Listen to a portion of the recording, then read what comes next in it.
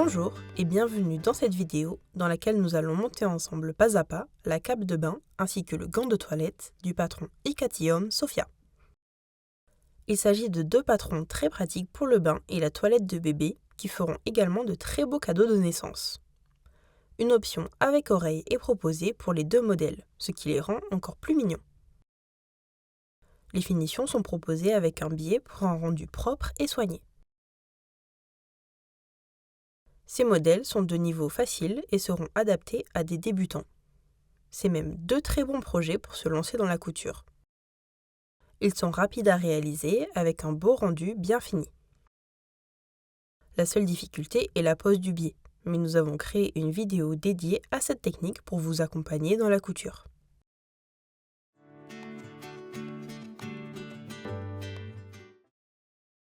Pour les tissus, on va privilégier un tissu doux et absorbant. On pense donc en premier à une éponge, qui peut être en coton, en bambou ou dans d'autres matières. Il en existe différents types. Ici par exemple, une éponge bouclette, ou ici une micro-éponge double face avec un côté bouclette et un côté tout doux. On pourrait également utiliser du nid d'abeille. Concernant la doublure, on va privilégier un tissu chaîne et trame stable pour ce projet.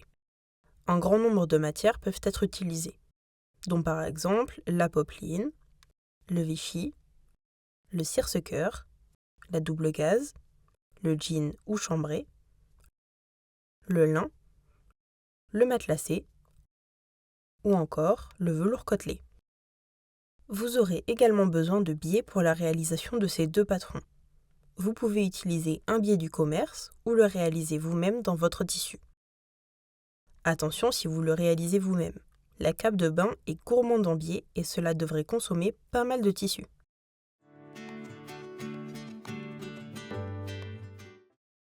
Je vous montre les versions que l'on a cousues de ce patron. On commence par cette version que l'on va coudre ensemble dans la vidéo. Il s'agit d'une version avec oreille, réalisée en éponge bambou réversible et crue, et doublée de popeline exclusive Ikati. On a ensuite cette version en éponge bambou blanche et en Vichy Sky pour la doublure et le biais. On retrouve de nouveau les oreilles pour cet ensemble. On a également cette version doublée et sans oreilles réalisée dans un nid d'abeille Céladon et du Liberty Betsy rose et vert pour la doublure.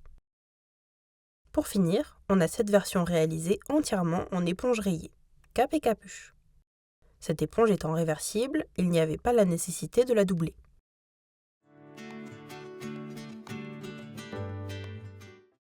Avant de commencer à coudre, je voulais faire une précision sur la répartition des pièces.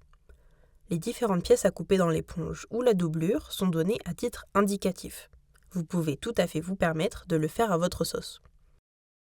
Par exemple, pour la cape de bain, on pourrait ne pas utiliser de doublure et la faire simplement entièrement en éponge. C'est ce que l'on a fait par exemple sur cette version en éponge rayée. Et comme l'éponge était double face, on n'a même pas eu besoin de doubler la capuche. On pourrait également choisir de faire les oreilles du gant de toilette sans doublure, mais entièrement en éponge. Tout est possible. Adaptez votre projet à vos tissus et vos envies. Autre précision concernant la coupe de la pièce carrée de la cape de bain.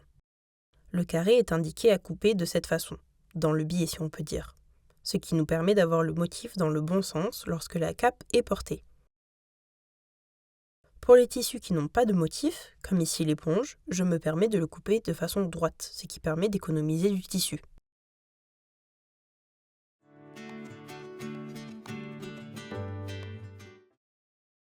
On commence par l'option oreille. Si vous ne souhaitez pas la réaliser, vous pouvez passer directement au chapitre suivant. On plie endroit contre endroit une oreille en son centre au niveau de sa base. Les lignes de piqûre doivent donc se superposer.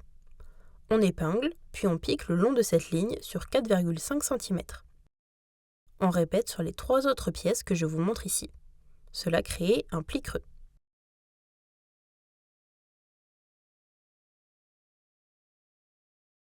On peut repasser ce pli couché de chaque côté ou ouvert sur le milieu.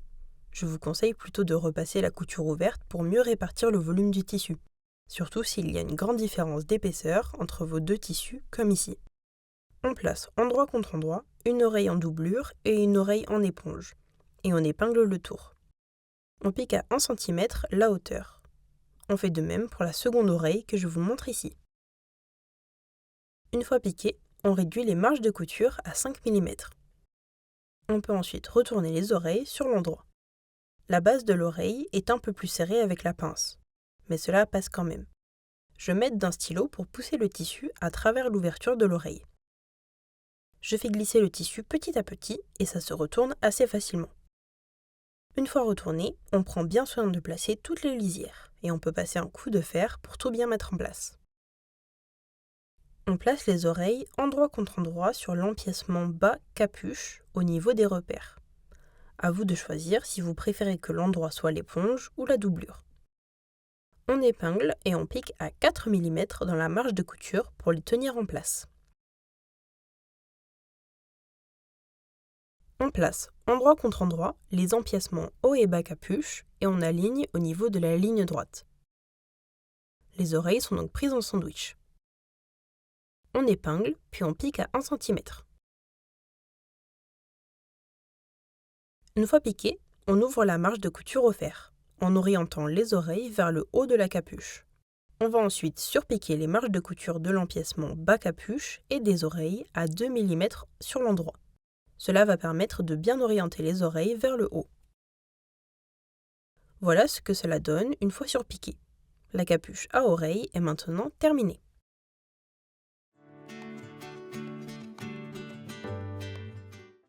On place envers contre envers la capuche, éponge et doublure et on aligne les lisières. On épingle tout autour et on pique à 4 mm dans la marge de couture pour maintenir les deux épaisseurs ensemble. Je vous montre ici sur une version avec oreille et également sur une version sans oreille. Dans ce cas-là, on a découpé la même pièce à la fois dans le nid d'abeille et dans la doublure. On peut maintenant ganser de biais le bas de la capuche. Je vous montre rapidement ici comment faire, mais je vous invite vraiment à aller visionner notre vidéo technique dédiée, qui vous donnera beaucoup plus de détails et de petites astuces.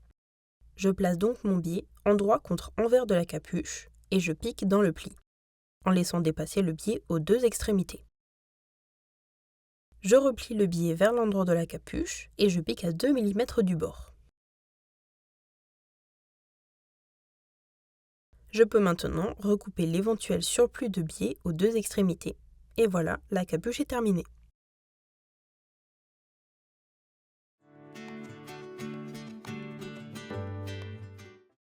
Si vous avez choisi l'option cap doublé, on place envers contre envers les deux carrés en éponge et en doublure et on aligne les lisières.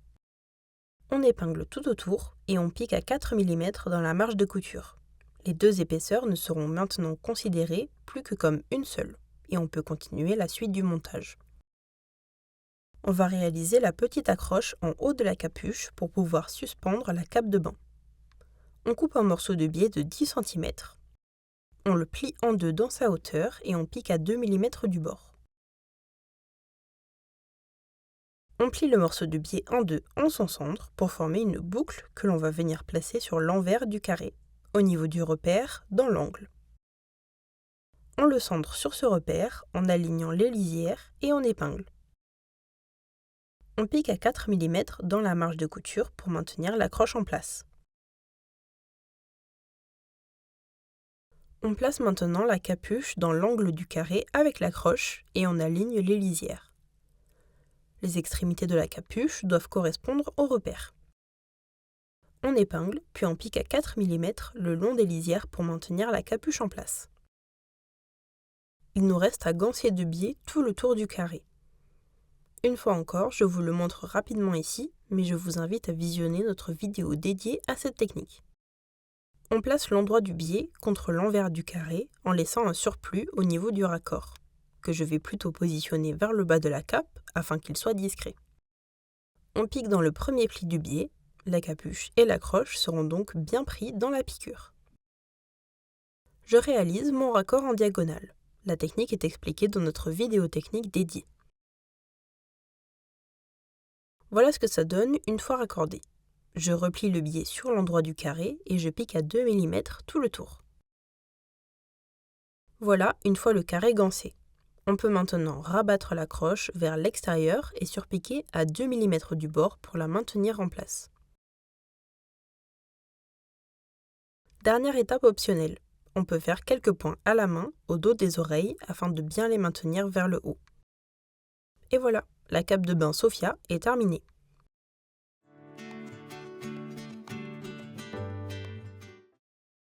On commence par l'option oreille. Si vous ne souhaitez pas la réaliser, vous pouvez passer directement au chapitre suivant. On plie donc endroit contre endroit une oreille en son centre au niveau de sa base. Les lignes de piqûre doivent se superposer. On épingle, puis on pique le long de cette ligne sur 3 cm. On répète sur les 3 autres pièces que je vous montre ici. Cela crée comme une sorte de pince. C'est en réalité un pli creux. On place endroit contre endroit une oreille en doublure et une oreille en éponge, et on épingle le tour. On pique à 1 cm la hauteur. On fait de même sur la seconde oreille que je vous montre ici.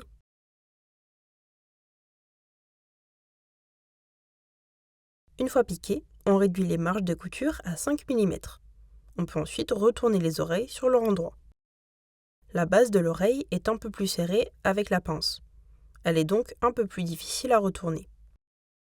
Je m'aide une nouvelle fois d'un stylo plutôt fin pour pousser le tissu à travers l'ouverture.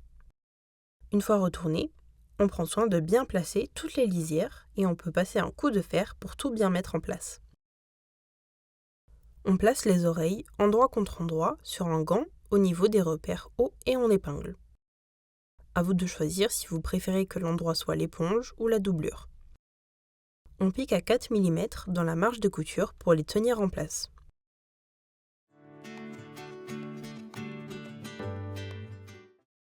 On commence par créer la petite accroche sur le côté du gant.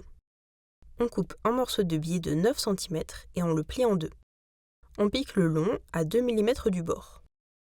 On plie le morceau de biais en deux en son centre pour former une boucle que l'on va venir placer sur l'endroit d'un gant au niveau du repère côté. On le centre sur ce repère en alignant les lisières et on épingle. On pique à 4 mm dans la marge de couture pour maintenir l'accroche en place. On place endroit contre endroit les deux gants et on aligne les lisières. On épingle le haut et les deux côtés. L'accroche est prise en sandwich entre les deux pièces, ainsi que les oreilles si l'on a choisi cette option. On pique à 1 cm, puis on surfile ou surjette les lisières ensemble. Voilà une fois assemblé et surjeté.